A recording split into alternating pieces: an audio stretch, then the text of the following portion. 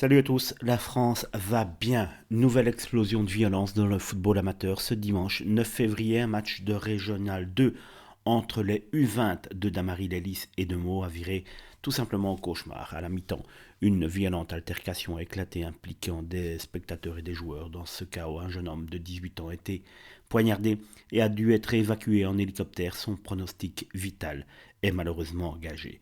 Les faits se sont déroulés au stade Pierre Guyot de Damary-Lélis. Selon une source policière, des spectateurs auraient pris à partie des joueurs en plein milieu du match. L'un d'eux a reçu un coup de couteau avant d'être pris en charge en urgence par le secours. Pendant ce temps, plusieurs joueurs de l'équipe adverse tentant d'échapper à l'agression ont sauté dans la scène voisine.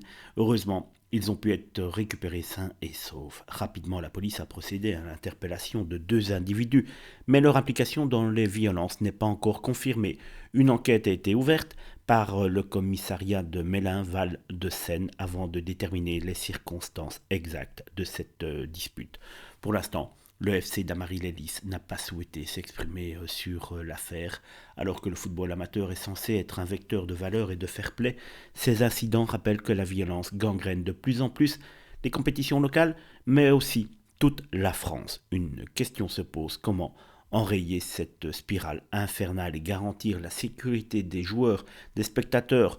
Là, on parle de ce cas-là, mais également de tout un chacun dans la France.